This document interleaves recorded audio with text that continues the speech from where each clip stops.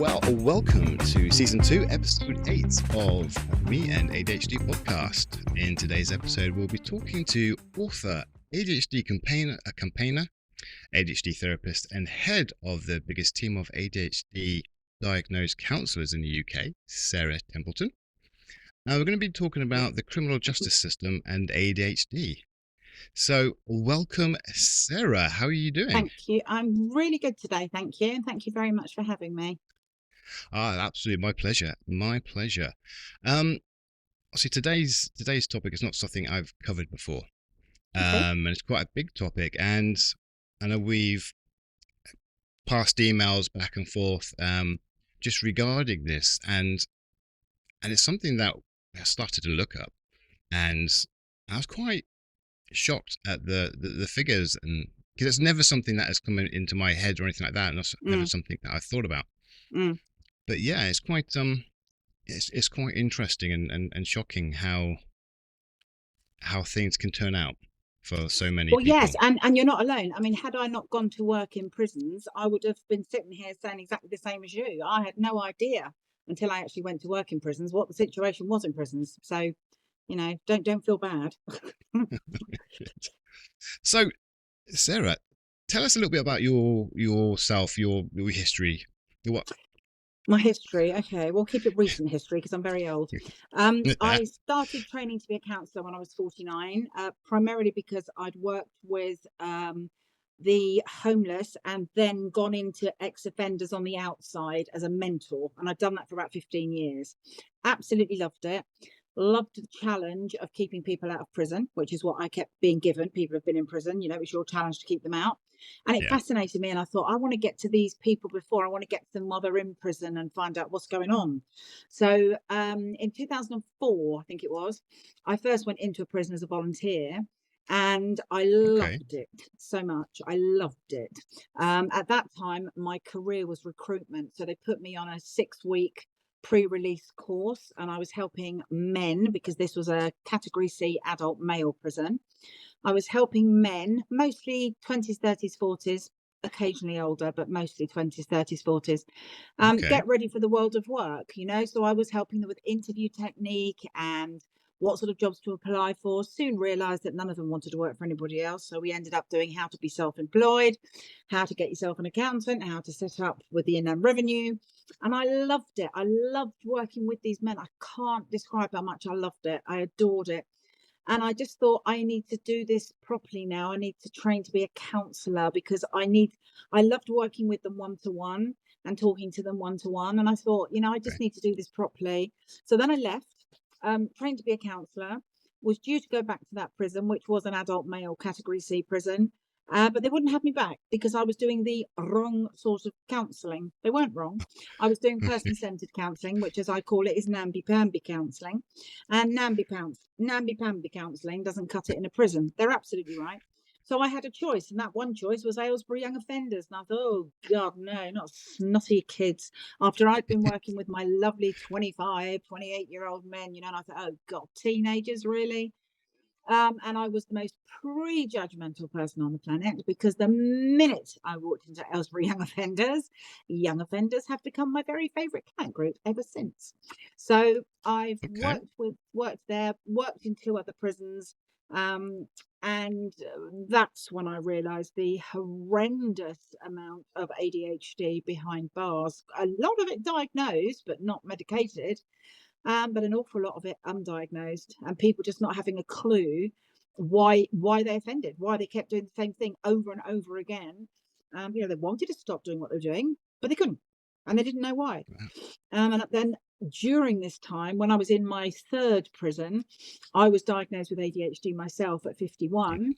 And then the big bell went, oh, this is why you get on with all these people so well. This is why you have like a, what would you call it? Like a language, I just go, all right. They go, all right. And then we'd be off. We just seemed to, I just gelled instantly with every client, and I had no idea why. And then when I was diagnosed, I thought, oh my God, it's because we've got the same brain. And from that moment on in 2015, I got a bit angry then because I thought, this is disgusting. We're locking up a lot of people with the same thing I've got. Luckily, I had a very strong mother who kept me, very, very strong mother who kept me on the, I didn't ever not do my homework, never smoked, never did weed, never skipped school, never did anything like that because I had a very strong mother. But people who don't have a very strong mother, they tend to go, doing dodgy, interesting, funny, wacky, then it goes into criminology type things. And they end up in prison. And I just then realized how desperately unfair it was that the people who are in prison, I'm probably shocked to the end of your questions now, but I'll just sum it up. I then realized that all these people are in prison for the same traits that I'd got, but they hadn't had the same strong family guidance that I'd had. And that Yeah. there's a reasons for that. And that was largely because they'd either been in the care system, they'd been fostered or adopted, or they had had parents who died very young. So a lot of the people I work with in prisons, their parents died by the time they were 16, 18. And they just lost that, that guidance, that control over their lives, and their lives just literally went out of control at that point, and they find themselves behind bars very, very easily.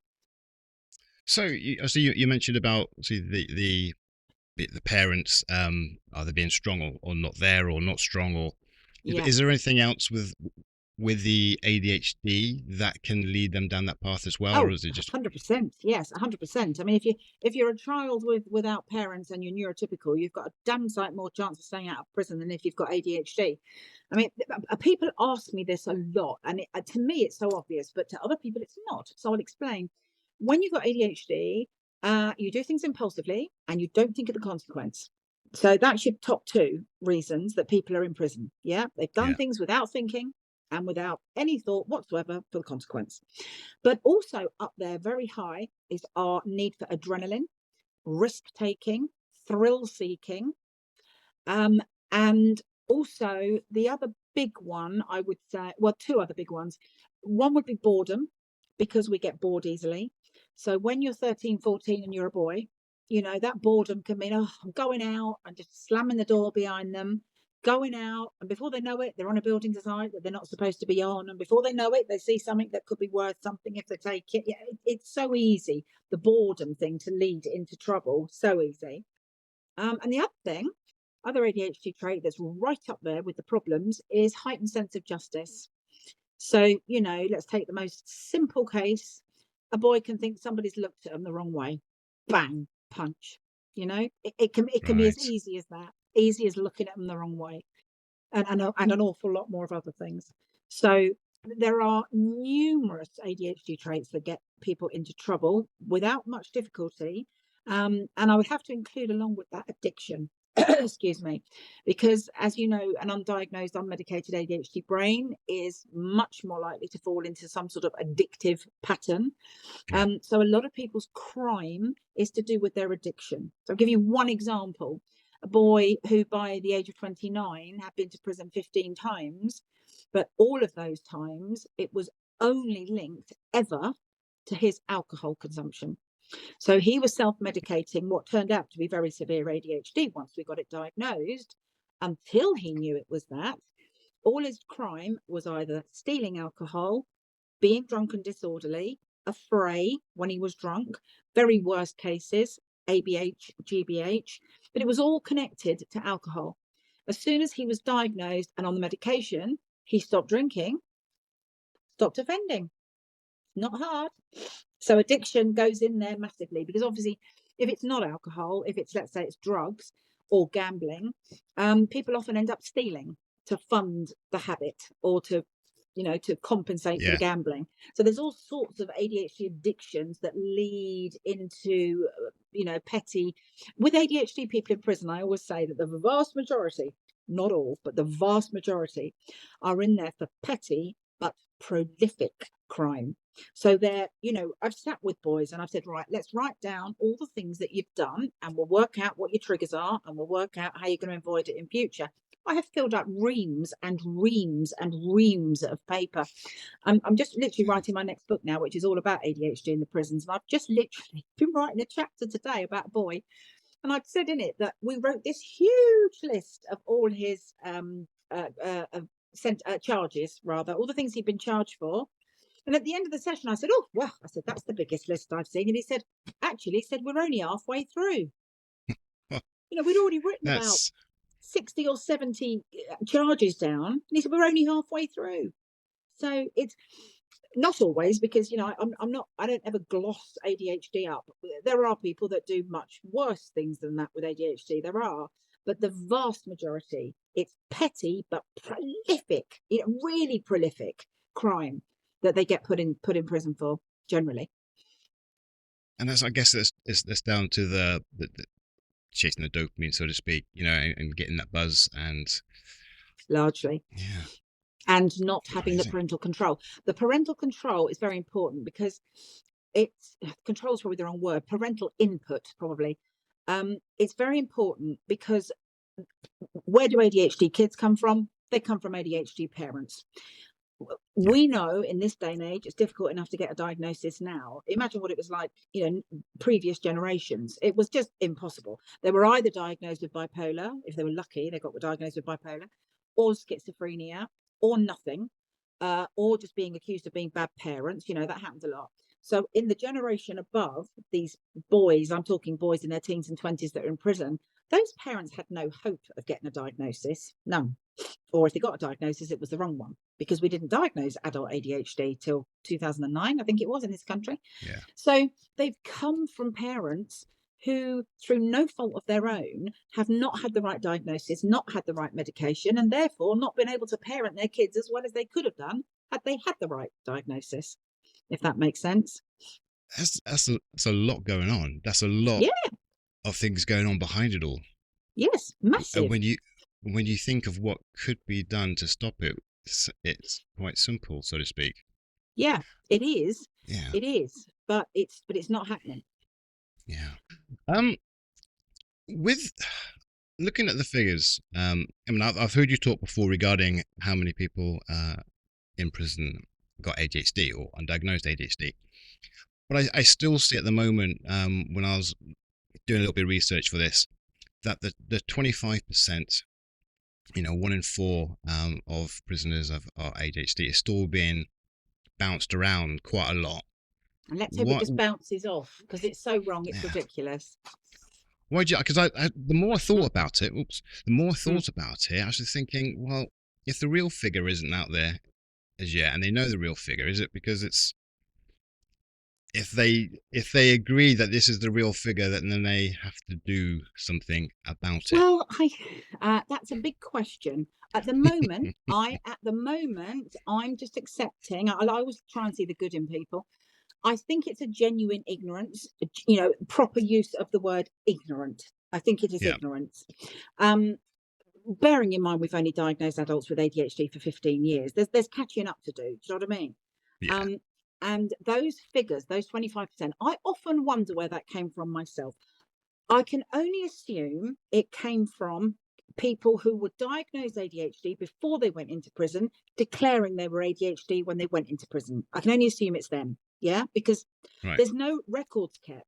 ADHD is not a question that you're asked when you go on an induction wing or when you first go to prison. It's never asked, have you got ADHD? So it's only got to be a guess. Wherever it's come from, it's got to be a guess. I'm guessing it's people who said, I'm diagnosed ADHD as a child, and they've based it on that. What they haven't realised is a heck of a lot of those who were diagnosed as a child were taken off their meds. Numerous clients that in this book I'm writing right now, numerous clients have said, I was on ADHD meds till I was 16. I'm now in prison at 18 because the doctor had taken them off the meds at 16, saying this is a childhood behavioural disorder. You've outgrown it now. And then by the time they're Wow. 18, 2 years later, they're in prison because they've been taken off their meds. So again, the genuine ignorance around that plays a part. There's a lot of boys in prison because they've been taken off their meds when people thought it was a childhood disorder. So that's your first lot. Then you've got the Wow. Okay. misdiagnosed. You've got the misdiagnosed who've been misdiagnosed often with bipolar, schizophrenia, psychosis, all sorts of things, and they've missed the underlying cause, which was ADHD. So they won't come up in the register, of the 1 in 4. We are very passionate now about doing pilots, and I'm so grateful to all the people that are doing pilots for us. They are big people. For starters, they are people like 35 police forces. We've got one figure I can give you that is from a trial that was done and dusted last year. Now, this trial was done with the City of London Police. It was done over a 3-month period. We made one colossal cock up, but that's what trials and pilots are for. I keep telling myself. The cock up we made was on the screener, not asking people if they've been diagnosed before or if they already knew they'd got ADHD. So we missed all them because all of them went, I'm already diagnosed. I'm already diagnosed. Or my girlfriend's told me for years. My mum's told me for years. I don't need to fill that in. I know I've got ADHD. So we missed all of them, right? Yeah. We missed that lot. But the ones who did fill, excuse me, who did fill in the screener was 66% of people going into a police station, City of London in this case, over a 3-month period, 66% were undiagnosed and screening high enough to be probable, not just likely, this was the high group, probable ADHD. So if you want a fact and a figure, use the 66% till we get more. So we've got a lot more going on now. We've got a lot of pilots going on now, not only with police, but also with probation, several probations, some youth offending services, which is very important to us. Also, some youth clubs, some very big youth organisations are doing pilots for us. We've also got 3 of the biggest, I'll keep the names discreet just for now, but 3 of the biggest that you've ever heard of, homeless charities, doing pilots for us, because there's a huge connection between addiction, homelessness, and offending. You will very rarely find somebody with one of those who hasn't got at least one of the others or the others. So, for example, people coming out of prison, a lot of them are homeless. A lot of them have got addiction problems. A lot of people with addiction lose their homes, so they become home. There's a big, huge. It's the same clients, basically. Massively, it's the same clients. So we're doing wonderful work. Because I started off with the homeless. That was when I started wanting to help people, I was on the big issues, very first ever mentoring scheme. And it got so huge, it was taken over by the DePaul Trust. And that's where I got into working with offenders, because they also worked with offenders. So I'm very, very passionate about the homeless world because it's where I began. And I know there's a heck of a lot of ADHD in it. But these huge charities that we're now talking to, they've realised as well, they just haven't known what to do about it. So when we've gone to them and said, look, we're the experts here, we know about ADHD, and we know there's as many in the criminal justice system as there are in the homeless world as there are in the addiction world. So, and every single person we talk to is like, thank you, thank God. The first question is, how much is it going to cost? And we say, nothing. We'll give you everything for free. We'll give you all the screeners, we'll give you the markers, we'll give you the letter, what to do next. We've even done a doctor's referral letter, what to say, what to ask for. We've done it all, and we give it to people for free. So there's no reason to not be screening for ADHD in all these areas now, and masses of people have started to, thankfully. That's amazing. I mean, so you mentioned people are doing trials for you guys, or we, as you said. Who is we? What? Oh, we. Sorry, I should say we. Well, this has nothing to do with Head Stuff. Head Stuff, as you said, Head Stuff is a very big team of ADHD diagnosed counsellors and coaches. Just really briefly on that, when I qualified as a counsellor in 2015, and then 16, I did another course. When I came out as a counsellor with ADHD, there's hardly anybody else. I couldn't find anybody. And when I put it on my website, does ADHD, I was, of course, swamped. But a lot of counsellors in those days, we are talking 10 years ago, did not want to come out of the closet that they had ADHD because they thought it would put people off. I was the opposite. I was thrilled to have ADHD. I still am very proud of my ADHD. I'm a very, very proud ADHD person, and all my coexisting conditions, which I won't bore you with, but I've got a whole handful of them as well. But in the counselling world, it wasn't being talked about. So because I did a website and put on it, adult ADHD, I'll see children, no experience of it, but if you want me to, I will. And I did. And then that became the biggest team of ADHD diagnosed counsellors in the country, which is fabulous. But on the side of that, we had another company called Head Stuff ADHD Liberty, and that was all about fighting for your freedom from addiction and crime. We turned it into a charity, I don't know, 2-3 years ago, because there was a lot of people who wanted to support it. And because it was a company, it was easier to have a charity because people wanted to fundraise and all sorts of things. So basically, It's called ADHD Liberty. It's very much about the liberty from prison. It's very much about the liberty from the courts, from youth offending services, from all of that, but also addiction, because addiction can be as big a sentence and as life-threatening, as the other two areas. So ADHD Liberty is, when I say we, I'm usually talking about ADHD Liberty these days, which is the charity. I stopped being a counsellor a few years ago now because I write books instead.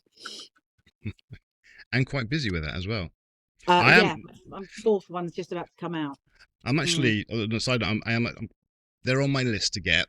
Okay, I Okay. can't get too many books in one go because I've only just started reading. Oh, well Because done. I know it's because of tough. it. Yeah, Yeah. yeah, yeah. I know So it's tough. Mine come on audiobooks. A hell of a lot of parents ask me, does it come on an audiobook? Yes, it does. Comes on an audio and it comes on Kindle for people that like the different mediums. but no, that's good, and I will put the links to I've seen on Amazon, so I will put the links on there as well, so people can Bless you. Yeah, click on bless that you. to buy. Okay, so when you, I mean, there's with ADHD, I mean, along with other things as well, there's a lot of, I guess, stereotypical things and phrases people shout about, and things like it's just an excuse. To do bad things, ADHD, yeah, it's just an excuse, or it's just a phrase, or whatever it is. But I mean, what do you say to that?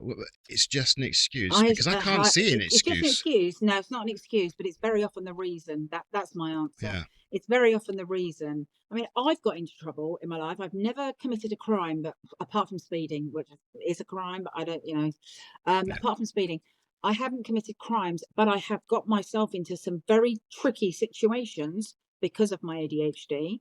I'll give you one example. Before I was medicated, I would have very, and not very often this would happen, but if somebody did something to me in a car and they were wrong, my road rage was off the scale. I would drive behind them. I would make damn sure they pulled over. I would get out of my car and I would scream at them because they just either usually put me at risk. I yeah. don't do that anymore because I'm on medication. Now, if I'd been doing that still now, I'd be very lucky not to get stabbed or something awful. I was very, very lucky that the twice I did pull people over. One was a boy and he just apologized profusely. I said, "You're not ADHD, are you?" And he said, "Yes, I am." I said, "Oh, I'll let you off then." Um, and the other two were two old ladies. I felt dreadful. But my ADHD, even as a girl, even coming from a good strong home where naughtiness was not accepted, if I'd have done weed or even smoked, I'd have been, it just wasn't worth it. It wasn't worth the trouble I'd be in. So I didn't do stuff. But it's not an excuse. Some of these boys have got very severe ADHD. I've met girls with severe ADHD as well, but a lot of boys have got very severe ADHD. And they're risk taking, thrill seeking, adrenaline seeking. Um, it's so strong in them that they just can't not. I mean, I knew one. Here's a classic example. I knew one who'd just come out of prison. I fought very hard to get him out of prison. And one day he came back to where because I was housing him through probation as well. That's another Okay. story, but I had a flat and I was housing some people through probation. And he came in one day absolutely breathless, really, really heaving for breath. And I said, what's gone on? What have you done? And he said, "Oh, nothing." He said, what did he do? I think he told a policeman to F off or something. But he said, "I did it because I wanted him to chase me." And then this boy had been chasing, the policeman had been chasing him and he'd been jumping over garden fences and onto bins and purely for the adrenaline. He'd done nothing, but he just wanted that race against the police, you know? And don't tell me that's not ADHD. That is ADHD, clear. So it's not an excuse, no, but it's until we're diagnosed, until we're medicated, and sometimes doesn't even have to be that. Sometimes it just has to be an awareness that you've got that condition, that you Yeah. are prone to impulsivity, you are prone to not thinking of the consequences. So sometimes awareness can be enough just to make us think, is this sensible or is this really stupid? Sometimes for people that can't go on medication, I always like to say this because there are people that genuinely can't. I've had clients who've had epilepsy, who've reacted very bad to meds. I had one at a cardiac arrest after going on meds. There can be some serious, if they've got other issues going on, there can be some serious impacts of the meds. So not everybody can be on them. But as I say, mostly it's the awareness that your brain works in this particular way. Once you know that, I've worked with so many teenagers and kids. I used to love explaining their brains to kids. I worked with literally, 9, 10, 11 age, and then all the teens. And I loved explaining their brain to them because they didn't understand it. They didn't know. And they thought that all this stuff was them being naughty. Them being Yeah. naughty or them being wrong. And when I explain, no, it's not. It's not. That is the way your brain works. You've got to be careful though, because some of these things are going to get you into trouble, and they have got me into trouble. I would tell them. I mean, here's another classic for you. Before I was diagnosed, I've got sensory processing disorder, and one of my particular hatreds, I don't go to the cinema anymore because of this, is people talking in cinemas. Because when they talk, all I can hear is the person talking. So years ago, when I was in my 20s, I was in a cinema and this girl was talking in front of me, and all my normal shushes and kicks, I kick the seat usually, kick or go shh, shh, shh. It wasn't working. And with absolutely no thought, this was so impulsive, I can't begin to tell you. I had no idea I was going to do it until it was happening. I stood up, I leaned forward in her seat, I picked her up by her coat, I shouted in her face, "Shut the fuck up," and threw her back down. And then when I sat down, the friend I was with was looking at me like with her mouth on the floor. And I said, I didn't know I was going to do that. I'm sorry. And that's how you Yeah. can be. It's very difficult when the boys are in prison and they're going, "Oh, I didn't think about it." It's difficult for people to go, "Oh, really? Really?" But when I, as a very, very old woman, say, "Look, I still, when not on meds, do not think of the compulsives, do not think of the consequences, and I can still be impulsive." It's not an excuse, but it's very often the reason. Not always, because you do get some people that do nasty stuff just because it's nasty stuff, but nearly always, when you're talking boys in prison, it's because they haven't been diagnosed, they haven't been medicated, and they have not, more importantly, possibly even than that, not understood their own brains.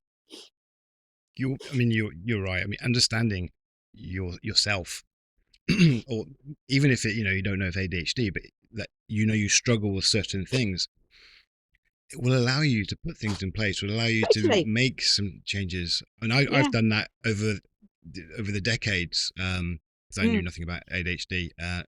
Just because of my memory and things like that, how I do Yeah. things and the order I do things in, purely and utterly, I do it because if I don't do it, it's gonna go tits up. Yeah. Okay, it's Absolutely. gonna Yeah. it's gonna Yeah. go completely wrong for whatever reason. So you see, I put these things in place. Now I know actually why I did put these things in place and the reasons Yeah. because they go wrong. That's helped even more. I totally Um, get you. Just one example of mine.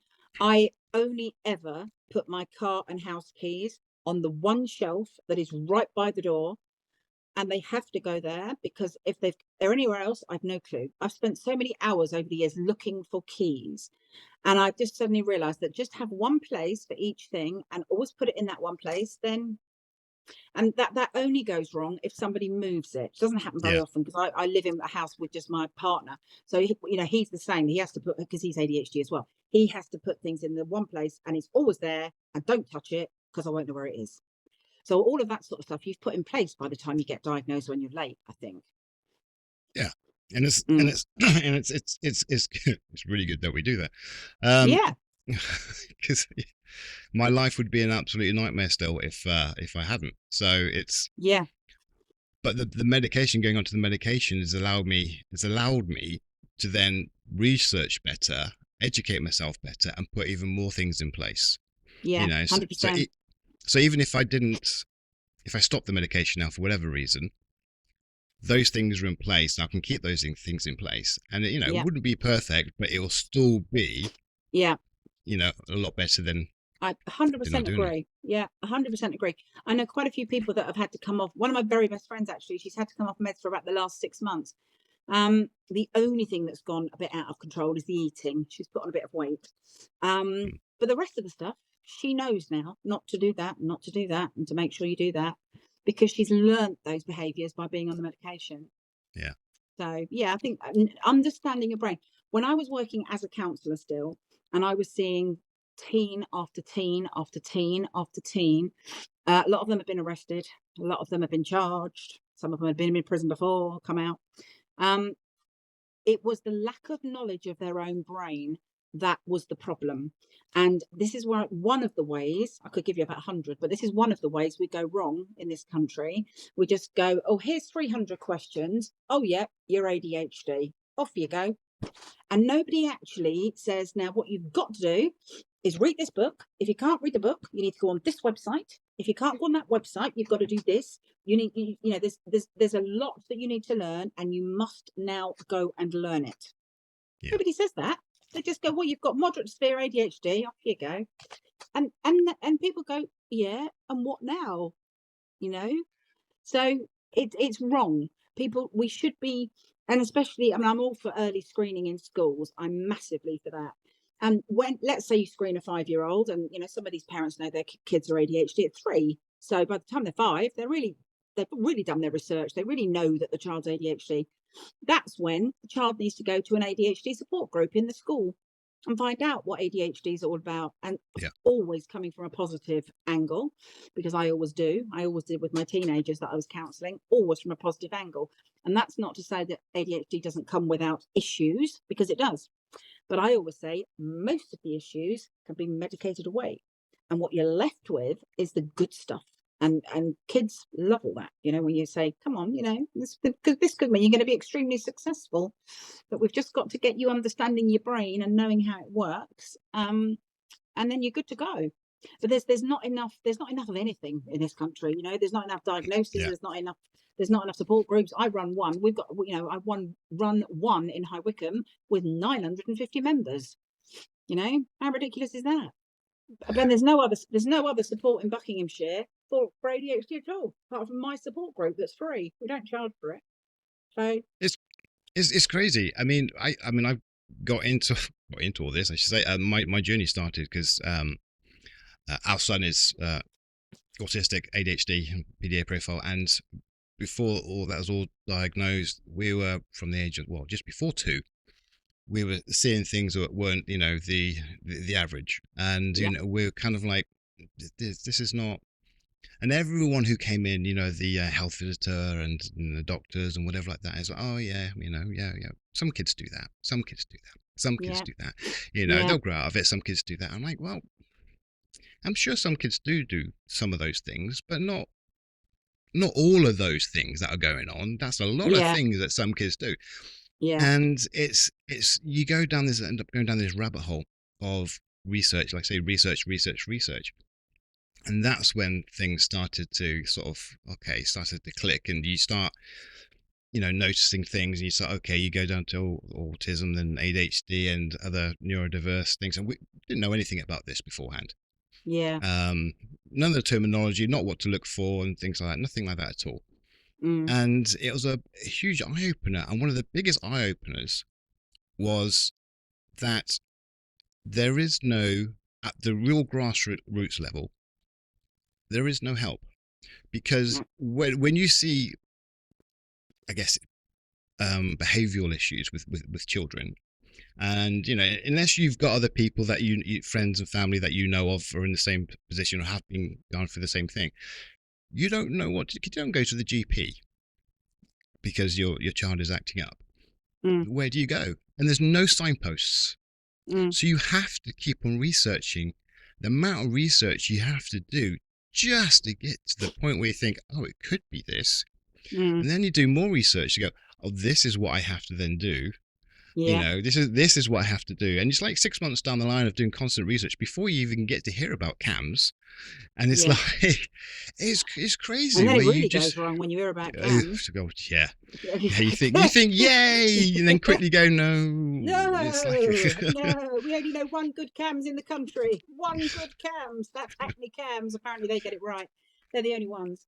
I've had to stand up fight with many CAMS. You're totally right. I 100% agree with you. If I just tell you, maybe I don't even have our main head stuff inbox anymore. My PA has it, right? But I have sort of the overflow and stuff. I've had about 5 parents in there today saying exactly what you've just said. Exactly. Yeah. You know, one has been saying that the older child can't remember if they're girls or boys, but the older child is diagnosed and medicated, but they know the younger child is more severe, but they can't get anybody to take notice. What do? So we send them. We have what we call, it used to be a tiny service. Now it's massive. We have a service called our pre-assessment service, and we pre-assess for ADHD, ASD, all the coexisting conditions. And we write a report. I don't do it anymore because I'm not clever enough.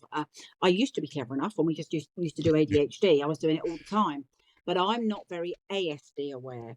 Now, the people that we have doing these reports are not, they're all psychologists and, phenomenally clever. And they can go through every single condition, ASD, ADHD, which type of ADHD, and which coexisting conditions. And then we write to the GP, we write to the occupational therapist, if CAMS are involved, we write to CAMS. But our pre-assessment service, and it's not just for children, it's for adults as well. It's for adults because some adults just cannot get, we have at least one of these a week, who's been turned away by the doctor or turned away by the university. I've just written about one in my book, a boy who went to see healthcare and he was told because his leg wasn't shaking, he couldn't have ADHD. So you still hear these ridiculous knockbacks. Oh, the knockbacks are unbelievable. I was knocked back 3 times when I was going for my assessment. And the third one, when I went in with all my notes, he looked at me and said, well, I don't think you've got ADHD. It's the first thing he said. And I said, well, and at the time, I couldn't fit into a size 26 dress size. Any kind of compulsive eating there? Hello? But luckily that time I'd written out all my traits because I now knew what ADHD was and I bothered to write them all out. I gave them to this man. This is an NHS man. I gave them to him. He read the first page. There were 4 pages. He read the first. He flicked to the second. He went, oh, well, you have got ADHD then. And that was the quality of my diagnosis. Because like you, I was fascinated by it. I was 51 before I was diagnosed, very nearly 52. So I was fascinated that all this, I'd spent my entire life with my mother saying, why does everything have to be your way? And then I'm reading, wanting everything your own way is an ADHD trait. I mean, it was like, 50 years suddenly made sense. It was unbelievable. So I was fascinated. I Googled everything. I read every book I could. It became my rabbit hole for quite a few years because I was also counselling people with it. So I was coming across all the different sorts of ADHD and all the different sorts of coexisting conditions, and it's only by working with so many. It must run into the thousands now. It can't just be hundreds, thousands of ADHD people I've worked with. Some of them with. I only got my severe dyspraxia diagnosis because I was working with a 46-year-old lady who'd got dyspraxia. And when she was telling me all about dyspraxia, I thought, I do all this and other things. And I went off and got myself assessed, and I was diagnosed with severe dyspraxia with 1% processing and 1% motor skills, But that came from clients. I learned a lot about ADHD from working with so many clients in prisons, out of prison, in homeless services, in addiction services, all around those sorts of worlds. That's how I learned so much about ADHD, from immersing myself in it for a few years. I think that is so. If you think about what the ideal world should be like, but I feel like it's just so wrong. I mean, I've had this conversation quite a few times on some of my podcasts regarding, because you can't go to your doctor doesn't know anything about ADHD. And when you get diagnosed, like you said, you're not told the whole bottom section of the ADHD iceberg thing with all the rest. And this is one of my big bugbears. Who diagnoses the coexisting conditions, right? Teachers don't think it's their job. Doctors don't think it's theirs. Pediatricians don't think it's theirs. So I was diagnosed with dyscalculia when I was 56. Whose job was that? Who should have worked that out in me when I got A for my English O level and U for my maths O level? Somebody then should have thought, hello, she's really clever at this and really crap at this. Is there something going on? Nobody batted an eyelid. And that's where it's wrong. The awful thing about that is, I always say, that happened in 1975. Wouldn't it be lovely to say, it's not like that now? But it is exactly the same. Nobody thinks it's their job to assess for the coexisting conditions. And often, this is my big thing, often it's the coexisting conditions that are crippling kids more. So if they've got dysgraphia or they've got dyscalculia like me. And Mr. Rishi Sunak, or I know he's not in anymore, but he was saying, you've got to get your maths GCSE. No, no, not if you've got dyscalculia, no. But who's screening for it? Nobody. These should be Yeah. standard tests. We want Yeah. testing at the age of 5 and then at every transition. So infant to junior, junior to senior, senior to college, college to university. Screen, screen, screen, and pick up kids along the way. But it's still not happening. And it's so easy. We've got paper versions of everything. It's free. You know, people could go, oh, funding, funding my bottom. I'm sorry, funding my. There are online screeners for all of these tests. When kids move up a year, would it hurt for the first day of the new year to be going through all these screeners? They all do a dyslexia one, they all do a dyscalculia one, they all do a dyspraxia one, and you pick out the kids that have got issues and you say to the parents, right, we think this is going on. Can you, even if the schools can't do anything about it, I appreciate the schools might not think it's their job, but how easy would it be for them to slap a screener down in front of every child at the start of every new year? You don't do much on that first day in the new year anyway. You could just sit there and just tick all these little thingies, and then the ones that were really struggling would hit you. It's so easy. And funding. That's not the problem. These screeners are online. They're free. It just takes people to be passionate. My passion, I have a lot of passions. My main one at the moment is the school to prison pipeline, because the school to prison pipeline is chock-a-block, not only with ADHD, but also autism. There's a lot of autism in there as well. And what I think is disgusting is that in Victorian times, we used to throw people like us into asylums and call us lunatics. Yeah. Yeah. Now what we're doing is we're throwing people like us into prisons and calling them prisoners. It's the same thing. So we now do a lot of assessments into prisons, because even prisons that say, oh, we've got a neurodiversity wing, we've got it sorted here, come and have a look at our prison, we've got a neurodiversity wing. Even those prisons are coming to us saying, can you help us get this person diagnosed? We've had prison officers, we've had offender managers, we've had probation officers, we've had parole, we've had obviously mothers, partners, brothers, sisters begging us to do assessments into prisons because people cannot get the right diagnosis in prison. And we are doing those every single week. Some prisons we've done 3 or 4 into each, to each prison, because the stupid thing is, the ridiculous thing is, most people working in prisons in healthcare, not all, there are pockets where this is working, but most people working in healthcare are not qualified to diagnose the 1 and 2, I'll include autism with this, conditions that nearly everybody has got. How ridiculous is that? So they can diagnose all these random, bipolars and schizophrenia and all the rest of it. Nearly everybody's got ADHD or autism or both. They can't diagnose those. And that's the whole lot. So what's the point? Even more stupid than that, I will reserve this for the previous government, not the current one. The current one we've yet to see, but the previous one, brilliant idea to put neurodiversity managers in every prison. They put 1 in every prison and then told them not to screen. So we've had numerous neurodiversity managers from everywhere, young offender institutes, adult male prisons, some of the very high category prisons, neurodiversity managers on the Zoom to me saying, Sarah, what do I do? This prison's full of ADHD and I'm not allowed to screen anybody. What a waste. Not only that, they called them neurodiversity managers. Ask any 18-year-old boy who knows he's got ADHD what a neurodiversity manager is. I've asked them. I've asked loads of my ex-offenders on the outside. If there was a door with neurodiversity manager written on it, what would you do? The answer to all of them was like, nothing. And when I went further, I said, why nothing? And they went, well, I wouldn't have thought it was anything to do with me.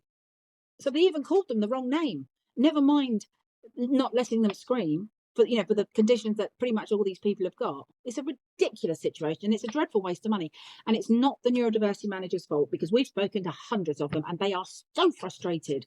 They're so frustrated because a lot of the neurodiversity managers in prisons are ADHD themselves. So they can see it in seconds. They can see exactly. And they've been stopped from screening. What are they supposed to do? And they've got boys sitting in the prison. I've sat and talked to them. I know. Here's a classic example. Went into a prison, boy sitting there. I asked him how old he was. He was 27. I said, do you know much about ADHD? He said, yeah. He said, I know I've got it. I said, do you? I said, have you tried to do anything about it in here? He said, yeah. He said, I've been going to healthcare for a year. And I said, and what have they said? He said, oh, they just said I'm perfectly normal. Nothing wrong with me. I said, okay. I said, tell me some of your ADHD traits then. So he started reeling them off. Reeled. I happened to be standing with the head of education, and I said to her, I said, please get, and she's got an ADHD son. I said, please get this boy done. He's screaming ADHD, you know, and but for healthcare for a year, been saying, Yeah. there's nothing wrong with you, go away. And it's terrible. And when you think that a lot of these people are on remand waiting for court cases, or they've been given hefty sentences where their neurodiversity, whatever it is, hasn't been taken into account and should have been, these are some desperate people that are just desperate to get the right diagnosis. None of them are trying to fake it or fluke it. You know, they're all people that know, like you, like me. We've done our research. We're like, whoa, hello, I've got this. This is me. They know that, but they can't get the diagnosis, and they need it for court or for appeals or for whatever they're doing. And people in prison, you know, they don't have much of a voice anyway. Very Yeah.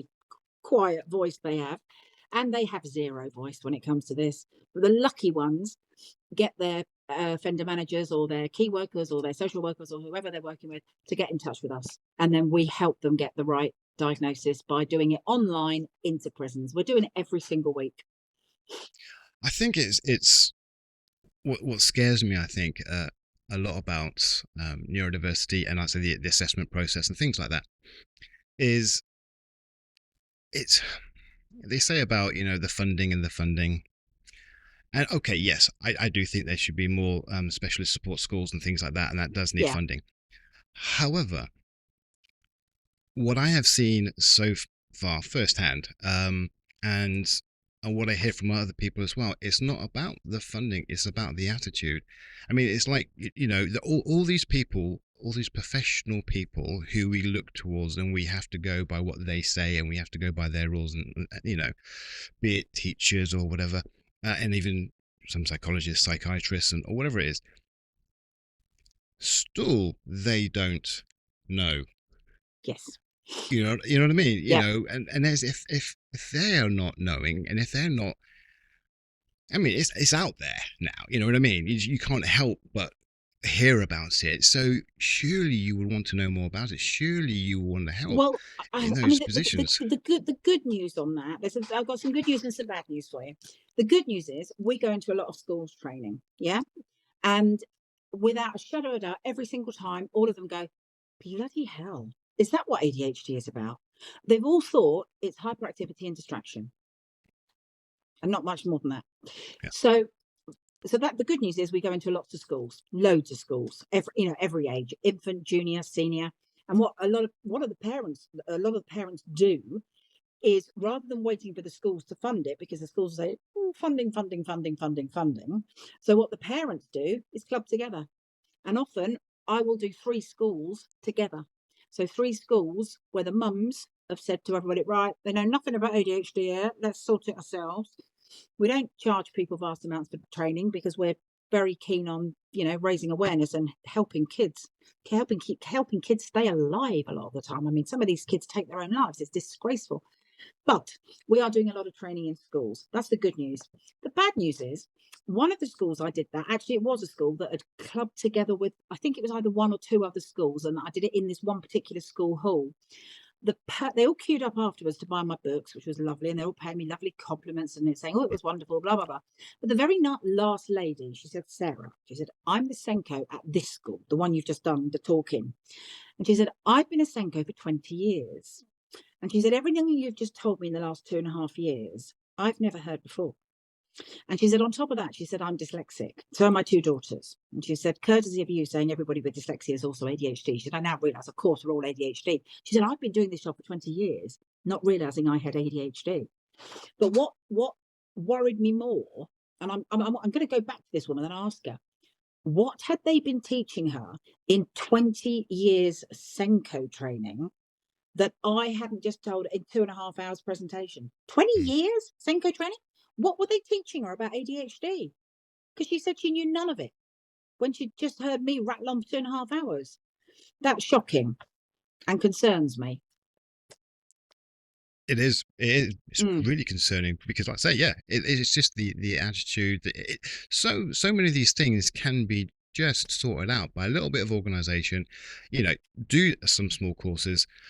yeah. It's done. It's not masses amount of money. It's just a bit of time. Yeah, interesting And little fact for you. When I'd written a couple of my books, there was one person I wanted to thank, and that was my old English teacher.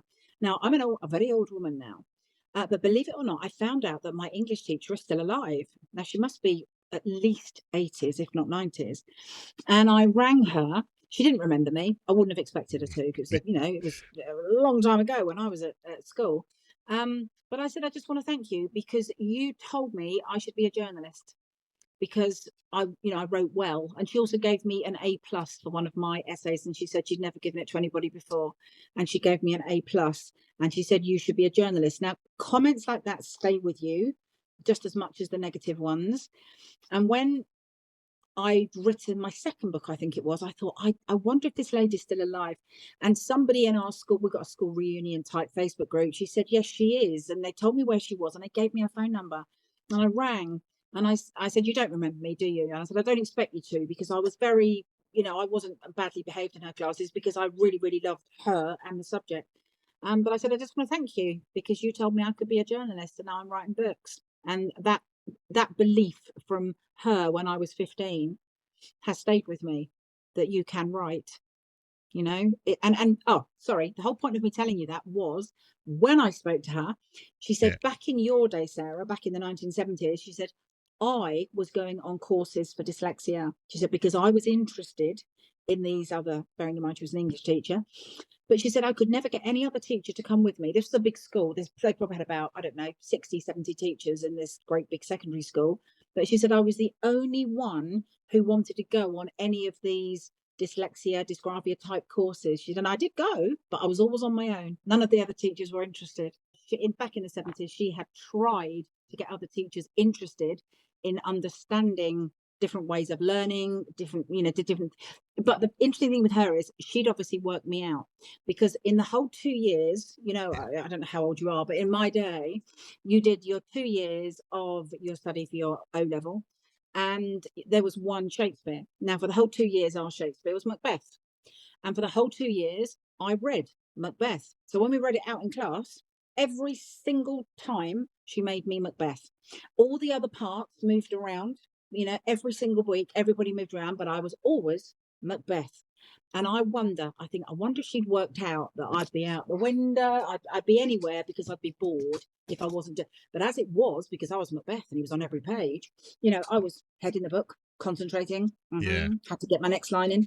And I just wonder, did that clever woman work me out that I had to be kept engaged, or I would look out the window a lot? I did in other classes look out the window an awful lot because I was bored. So she was wonderful. And moving forward, there are now lots of teachers. I will say, when we go and train in schools, nearly all the teachers are fascinated, and they will all openly admit that they knew none of this stuff. It's all brand new to them. When you talk about, I always ask at the beginning of my teacher training, what do you think the biggest impact of ADHD is on a person? And they will all think about it, and they'll come up, a lot of them will come up with distraction or inattention, hyperactivity, or very occasionally, not often, impulsivity. But none of them come up with emotional dysregulation. And when I say no, the biggest impact on any person is the emotional dysregulation. And when you say that to an ADHD person, they'll go, oh yes, because they know it is. But the teachers haven't got a clue. So when they see a child not regulating their emotions in whatever way it is, that's a detention, that's a sanction, that's a isolation, that's a whatever. They don't understand that the bit of our brain that is supposed to regulate emotions don't work until it's medicated. Then it works lovely, but they just don't know. So when you tell them, actually, a really quick, very funny story for you.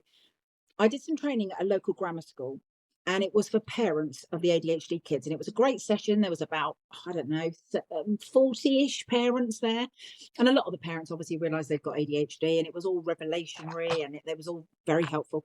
And at the very end, when I was packing away my books, there was a man. I'd not seen him all night, but this man appeared in a suit. And he came up to me and he said, Sarah, he said, I'm the deputy head here.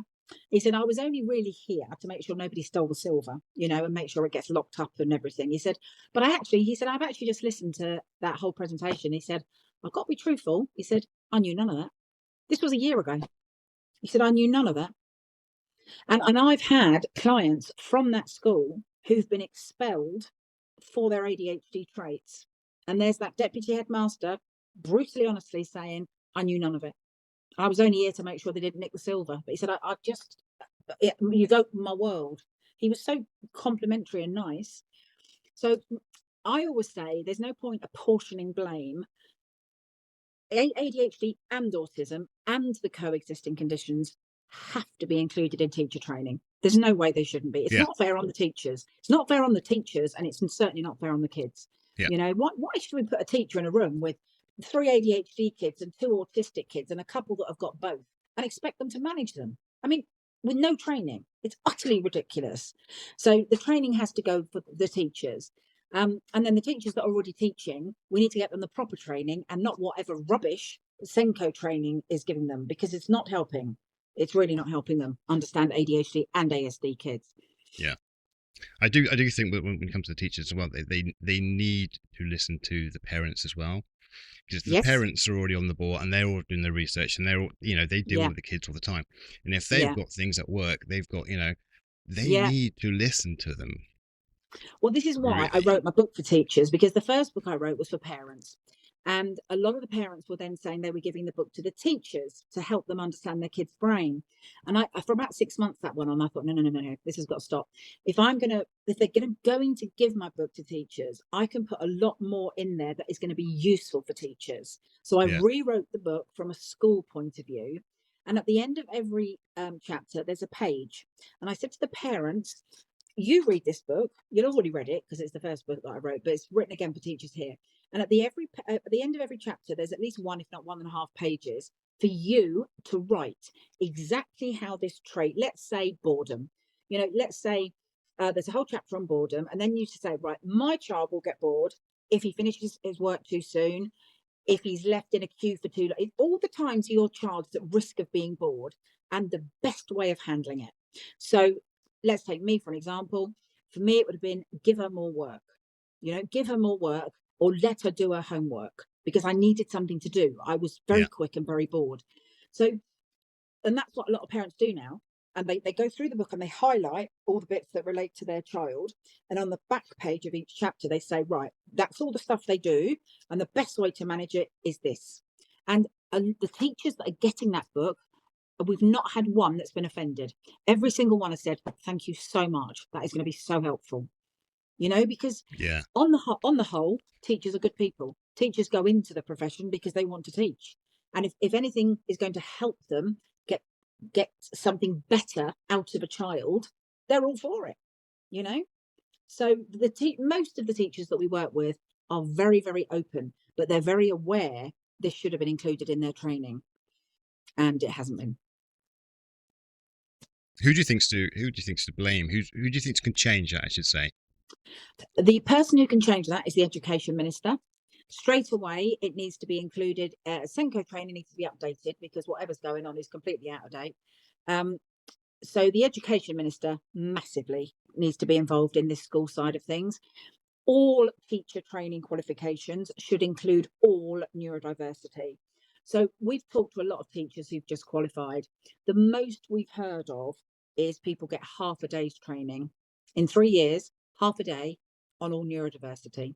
Now, one of the people who comes to our support group sometimes, she's a teacher. She qualified about 5 years ago, and she herself is ADHD, ASD, and quite severely dyslexic.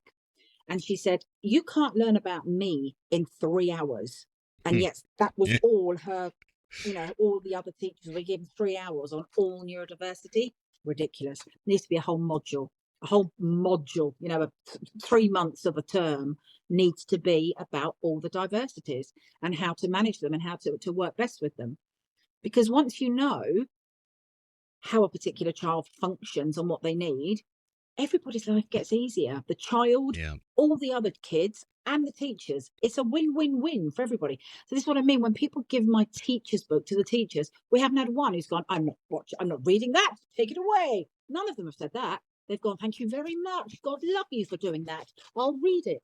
And then the lovely thing is, after that, this happened just really recently.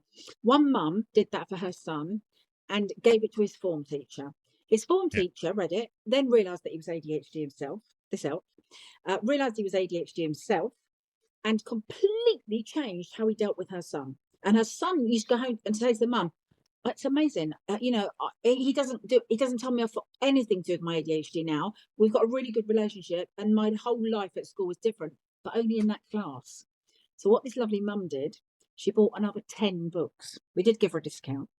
She asked for another 10. She said, "I want every teacher that's coming into contact with my child, I want them reading that book, because his life has been transformed just by his form master, who understood him better." But she wanted all the other teachers to understand as well. So, I'm not making a big plug for my book here. In actual fact, my book, the whole of this year, I think we've had it reduced to 50% of what it was originally, as we've tried to get it into every school. We haven't managed that. We've got into a heck of a lot of schools, a heck of a lot. And a lot, it's not just parents that have bought it either. Teachers have bought it. People have donated. So people have actually come to us and said, "Has such and such a school in Chester got your book? That was my old school." And we say either no or yes if it's ticked off on our huge spreadsheet. And then they'll donate. So we had one lovely man who said, "I want to donate 5 books to the schools that you think need them most." So people are donating the teacher's book, because even if you haven't got, I haven't got kids, but I've got nieces and I've got godchildren that have gone through hell because they're all Yeah. ADHD. And it's yes, once you put the information in front of people, and if they will read it or listen to it or whatever, it changes their whole attitude. Because it's such a trite thing to say, but too many teachers still think ADHD is a behavior that can be managed, and you will therefore operate like a neurotypical kid. That's what they Yeah. think the goal is, to get the ADHD kids to behave like the rest. And I'm very big on, nah. We were born with this brain, wasn't our choice. We were just given this brain, and we have as much right to be happy and content and to be taught in a way that suits us as every other child in that class. Yeah, We have absolutely. the absolute right, and that's what I think. I think that's a bit of a generational thing, as you said before. I think future generations will get that. The ADHD, ASD kids, for example, often they don't want to get involved in group discussions and asking them to read. They have to read Macbeth. God, and people with social anxiety and all the rest of it, absolute hell for them. Well, teachers should know that. They should know that if you ask that child to read out in class, he's going to have a meltdown, or he's going to cry. Something terrible is going to happen, because he just can't do it because of. My brother is inattentive ADHD. He would no more read out in class than he would run naked down the high street. He would never read out loud, never. But he managed to swerve it all the way through school. But teachers should be aware of this stuff. Then they Yeah. wouldn't be asking kids to do things that they just can't do. And it's just fundamental to then, as they go, and they will then know about themselves at an Yeah, earlier stage. They can put processes in place. The support is there, the understanding is there, and we want to keep them out of prison.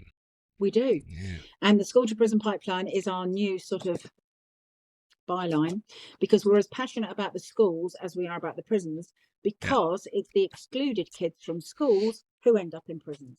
So Yeah. we're all about not excluding kids for behaviour, because behavioural issues, there's always a reason behind them. You don't just suddenly punch somebody or suddenly kick somebody or suddenly chuck a chair. There's something behind it. So find out what's behind it, deal with that properly, manage it, possibly medicate it, whatever. And then don't exclude that child. I think excluding children from school should be abolished. I don't think it should be allowed, because as soon as you exclude them, they're like, "Oh, well, I'm a waste of space. I'm useless. I'm hopeless. I'm rubbish." They're in young offender institutes within months, some of them, because they just think, "Well, I'm rubbish." That whole school doesn't even think I'm good enough for the whole school. It's a terrible thing to do to a child. Just Yeah. because we haven't learned how to manage that child, don't exclude them. Do some training yourself on how to manage them and keep them out of prison. Yeah. I couldn't agree with you more, and there's a lot I could say about that subject, but but I won't. But Okay. yeah. I think there's a lot of shocking stuff it's been missed. It could be so easily dealt with, Yeah. and changed. But I mean, when it Mm. comes to the criminal justice system, with the children, I guess the older children and I guess the adults as well. Do they have an understanding of neurodiversity? Is it, as a developmental disorder? Get the words out. Do they understand that, or are they still no? They're still no. Okay. And again, it's not their fault. I sat at an inquest a couple of weeks ago. One of my very precious young offenders took his own life last year. And I was at his inquest, and I was left, cutting an exceptionally long story short, I was left in a room with 6 prison officers and the prison governor of the prison where it happened.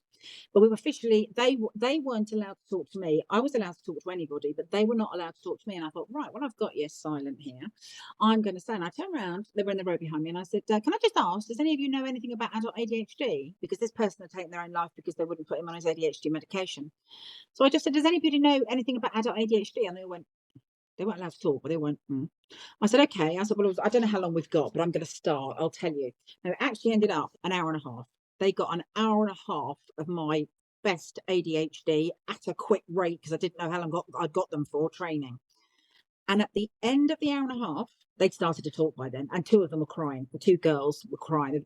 One of the girls found him. One of the other girls cut him down. They were in tears by the end. Because I said, all you had to do was put him on his ADHD meds. And at the very end, I said to them, be brutally honest. Did any of you know any of what I've just spoken about? And they all said no. So you've got 6 prison officers there who were on the wing the night a person with ADHD who wasn't on medication had severely dysregulated emotions. And what happened? He's no longer with us. And is that the prison officer's fault? No. They all seem to be very nice people to me. As I say, 2 of them were in tears. It's not in their training. I can't say too much at the moment, but fingers crossed. We're doing something about that. We're doing something that will, we've got plans that are almost over the line, but I can't say too much at the minute. But we're doing something that should educate not only the people in prison that you've potentially got this conditions, but all the officers, all the mental health teams, all the psychologists and psychiatrists. We've got a massive plan that I should be able to announce not too far away in the next few months, hopefully, to change that whole situation. Because I'm not very good with with words like this, and because of my severe dyspraxia, I'm not very good at understanding processes. But I think I think this is the right word. It's not an individual's problem; it is a systemic problem. I think that's the right phrase. Yeah. The systems are not in place for these people to be trained as they should be. And it's not these, I mean, actually felt quite sorry for them after a while, because these 6 prison officers, one of them said to me, she said, she mouthed, so the prison governor couldn't hear. She went, I was the one that cut him down. And I said, oh my God, I can't imagine how horrendous that was for you. And she said it was horrendous. And this woman's crying, girl, 20s, crying. And she said, I took the next day off work. And I said, good. I said, I would have thought they'd have given you, as much compassionate leave. She went, I got told off for taking the next day off work. And I said, are there not things in place to help you? Therapy, time off, whatever. She said, no. She said, it's in the contract. But she said, in actual fact, what it boils down to, she said, we get deaths all the time.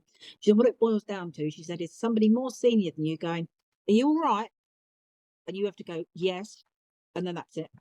She said, that's your having dealt with cutting somebody down. Can you imagine? I mean, that would stay with you for life. And she took one day off, this girl, and she got told off the day she went back. She shouldn't have had a day off just for that.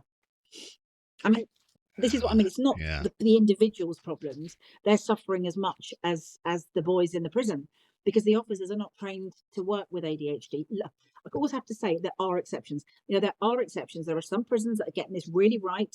There was one psychiatrist I met once at the Houses of Parliament, lovely man, He said, I sat in Leeds prison for 6 years, Sarah, diagnosing people with ADHD all day long, every day. And he said, after 6 years, he said, I had to give it up. He said, not that they didn't need it. He said, there was hundreds more that were coming through that needed it. He said, but after 6 years, and I said, I get it. I get it. You know, there's only so long you can do things for. So that pocket of time, there was lots of people getting diagnosed in that prison, you know, and there's the odd pocket. But the awful thing is, I won't name names, but there are some prisons now who have got therapeutic wings and neurodiversity wings. And we've not heard from those prisons wanting assessments. And then this week we've heard from one prison that's got a therapeutic wing and is very on telly all the time. We've got a neurodiversity wing. We're marvellous. We're this, we're that. We've had 2 people this week saying, can't get diagnosed in here, need a diagnosis. So all my people have been saying, they've got a neurodiversity wing then. So who's on it? People that have been diagnosed before.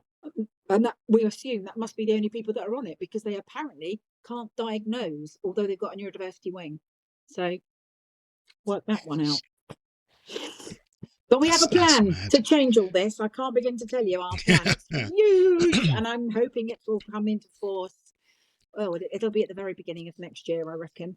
By the time we do this. But there's so many people that want the help in the prisons. It's not that the prison officers and governors don't care. Most of them are exceedingly caring. They just do not have the training. It's not right. You know, it's been eye-opening. It's been horrifying to a degree. To listen to the stats and what's going on and what's not going on, and how easily it could have just been changed. In some respects, and it's a shame. It's sad. It's sad. And shall I tell you why? There's one reason. People ask me this all the time. Why do you think it is? And I say it's because whenever there's talk of funding or documentaries or front page of the newspaper, whatever, offenders bottom of the list. Because, you know, before that comes children, comes dogs, cats, old people, refugees, everybody comes before offenders. Because people think, well, they've done bad things, leave them to it. They don't deserve our money.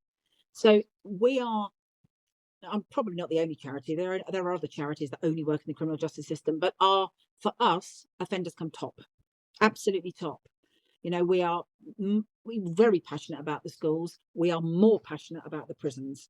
You know, people are killing themselves every week in prison because they are ADHD, autistic, and they're not diagnosed. They're not getting any support, any medication. And they're hanging themselves. You know, that has to be our priority. Life-saving stuff we're trying to do in the prisons, and we will do it. There's several ways we might do it, but it's going to happen in the next few months. And I'm back at the inquest in December for the one who didn't make it, because I'd put safeguarding risk letters into the last 2 prisons he was in, saying that he was emotionally dysregulated and needs to be on ADHD medication. And now, when I sat at the inquest, I thought, now I get why you ignore those letters. You don't even know what adult ADHD is. So there's me banging on about how dysregulated he is, how he needs to be on this medication, how this is life critical. Nobody understood it. Nobody took it seriously because they were never trained in it. So all my begging, pleading letters were just probably slung in a bin. So it's tragic and very easily changeable. Yeah. Sarah, it's been really lovely having you on. And you know, it's really nice to talk to you. Big eye opener about what's going on. You know, there's a lot of things I've learned there. Kind of quite a few things I wish I didn't know, to be honest with you, because it's horrifying to think it's going on. But it's been great. Well, thank you very much for having me. I'm very grateful. And what I'll do is I'll put the links to everything to do with you. Thank you. And so if people want to get in contact with the charity, and have any involvement in anything that we've talked about at all. Absolutely. Anybody who's working in the criminal justice system, addiction services, homelessness services, or schools who wants training or anything, please come to us. We're very passionate about doing training. Very, very passionate. That's good. I just urge anyone to just take up that training. Yes, please take it up. It's life-saving. It's always life-changing and sometimes life-saving. Yeah. Oh, bless you. Thank you, everyone, for listening. And thank you, Sarah, for coming on. And always, Pleasure. be good, be kind, and remember, you're not alone. Thank you.